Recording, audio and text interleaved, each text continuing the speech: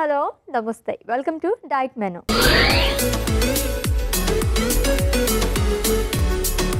So ఈ week మొత్తం కూడా మనం డాష్ డైట్ గురించి మాట్లాడుకుంటున్నాము. సో సెకండ్ డేలో కూడా వచ్చేసాం కాబట్టి ఈ రోజు ఏం రెసిపీ చేస్తారో చూద్దాం. Let's invite our nutritionist Alekhya గారు. హాయ్ అలేఖ్య గారు. హాయ్ అశ్విని గారు. వెల్కమ్ అండి.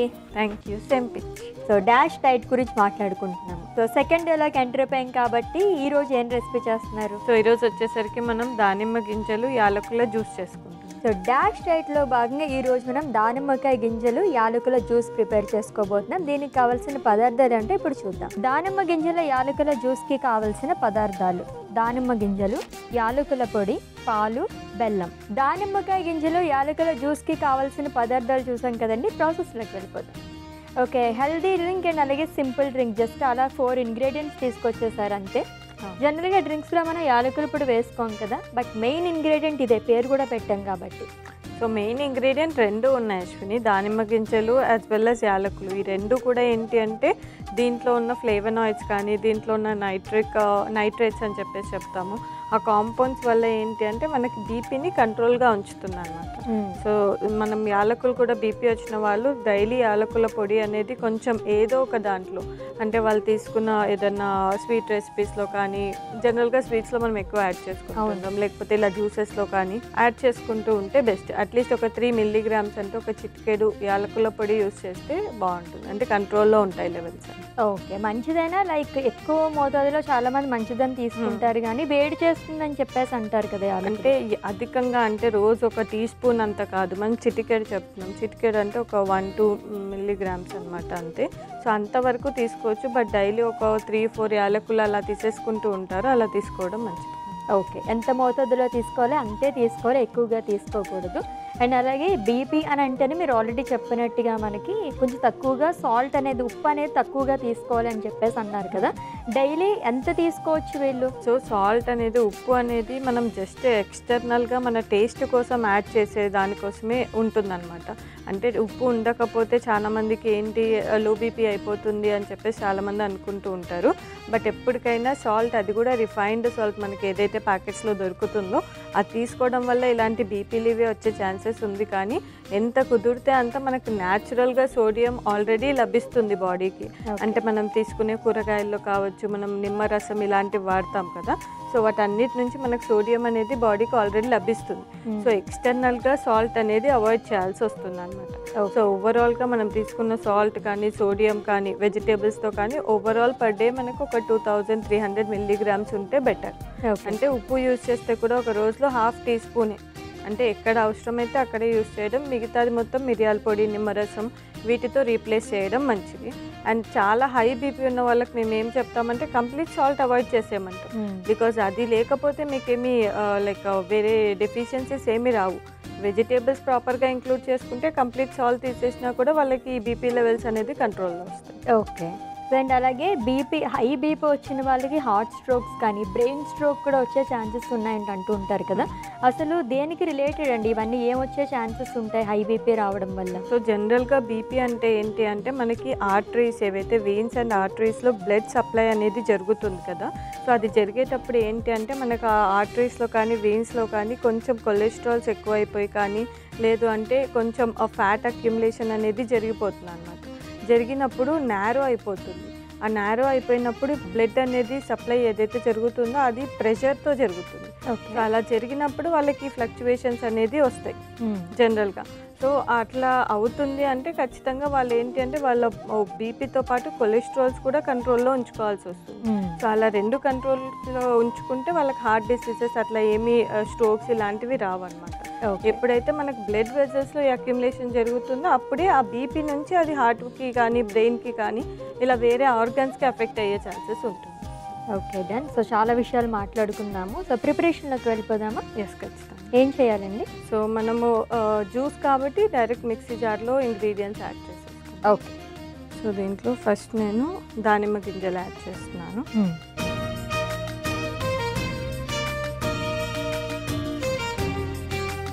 సో దీంట్లో స్వీట్నెస్ కోసం కొద్దిగా బెల్లం పొడి యాడ్ చేస్తాం. ఓకే, సో షుగర్స్ వాడకూడదు అని అన్నారు కాబట్టి పంచదార బదులుగా మనం బెల్లం బెల్లం యాడ్ చేస్తాం. కొద్దిగా యాలకుల పొడి. ఓకే, నెక్స్ట్ వచ్చేసరికి పాలు. మనం ఈ డైట్ నిన్న కూడా మాట్లాడుకున్నప్పుడు చెప్పుకున్నాం, ఫ్యాట్ అనేది ఎక్కువగా రెస్ట్రిక్ట్ చేయాలి కాబట్టి నేను టోన్డ్ మిల్కే తీసుకుంటాను. ఓకే, సో దీన్ని ఇప్పుడు మిక్సీ పట్టేస్తాం. ఓకే,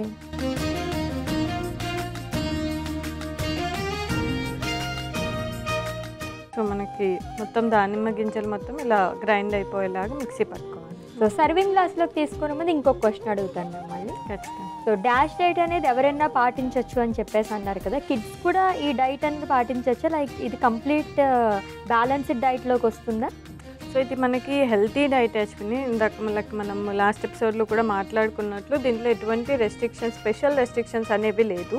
ఏదైతే హెల్తీ ఇండివిజువల్కి మనం అడ్వైస్ చేస్తామో లైక్ ఫ్యాట్ తక్కువగా తీసుకోవాలి, షుగర్ ఎక్కువగా తీసుకోకూడదు, సాల్ట్ ఎక్కువగా తీసుకోకూడదు, ఇవే ఉన్నాయి కాబట్టి సో ఇది ఎవరైనా పాటించవచ్చు. బట్ కొంచెం అంటే పొటాషియం తీసుకోవాలి ఇవి ఉంటాయి కదా, అవి ఎక్కువగా ఇంక్లూడ్ చేసుకోవద్దు. ఓకే, పొటాషియం రిచ్ ఫుడ్స్ అనేవి ఇంక్లూడ్ చేసుకోవాల్సి వస్తుంది డాష్ డైట్లో, సో దట్ వాళ్ళ బీపీ లెవెల్స్ అనేవి కంట్రోల్లో ఉండడానికి. నార్మల్గా ట్రై చేసే వాళ్ళకి పొటాషియం తీసుకుంటే మళ్ళీ అది ఇబ్బంది అవుతుంది, వాళ్ళకి కొంచెం ఎలక్ట్రోలైట్స్ అబ్నార్మల్ అవుతాయి అన్నమాట. సో బీపీ అనగానే మనకి సిమ్టమ్స్ ఎలా ఉంటాయి అసలు? చాలా మంది కోప్పడితేనో నీకు బీపీ ఉందేమో చెక్ చేయించుకో అని చెప్పేసి అంటూ ఉంటారు కదా. సో సిమ్టమ్స్ అనేవి ఎలా ఉంటాయండి? అబ్నార్మల్ ఫుడ్ టైమింగ్స్ అయినప్పుడు కానీ, లేకపోతే ఫ్రీక్వెంట్గా సాల్ట్ ఇంటేక్ అనేది ఎక్కువగా ఉన్నప్పుడు కానీ, ఎక్సెసివ్ స్వెట్టింగ్ రావడము, లేకపోతే హార్ట్ బీట్ అనేది కొంచెం హైగా ఉండడము, కొంచెం తడబడతా ఉండడము, నీరసంగా ఉండడం, ఇవి జనరల్ సిమ్టమ్స్. ఎక్సెస్ స్వెట్టింగ్ అనేవి ఎక్కువగా ఉంటాయి అన్నమాట. ఓకే, సో అంటే గ్యాస్ట్రిక్ లా కూడా ఏమైనా అనిపిస్తుందా వీళ్ళకి? హై బీపీకి గ్యాస్ట్రిక్ ఏమి అనిపించదు. లో బీపీకి మనకు కొంచెం కళ్ళు తిరగడం అవి ఉంటాయి, బట్ హై బీపీకి అంతగా ఉంటుంది. ఓకే, సర్వింగ్ గ్లాస్లోకి తీసుకుందాం.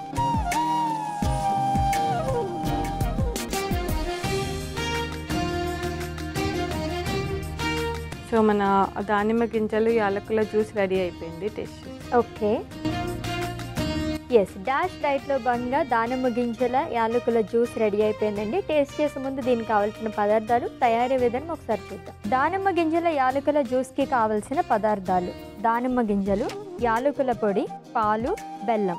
దానిమ్మ గింజలు యాలకుల జ్యూస్ తయారు చేసుకునే విధానం: ముందుగా ఒక మిక్సీ జార్ తీసుకుని అందులో దానిమ్మ గింజలు, 1 స్పూన్ బెల్లం పొడి, కొద్దిగా యాలకుల పొడి, 1 కప్ టోన్డ్ మిల్క్ వేసి జ్యూస్ లాగా మిక్సీ పట్టుకోవాలి. తర్వాత సర్వింగ్ గ్లాస్ లోకి తీసుకుని సర్వ్ చేసుకుంటే దానిమ్మ గింజల యాలకుల జ్యూస్ రెడీ. దానిమ్మ గింజల యాలకుల జ్యూస్ కి కావాల్సిన పదార్థాలు అలాగే తయారీ విధానం చూసాం కదండి. టేస్ట్ చేసి ఎలా ఉందో చెప్తా.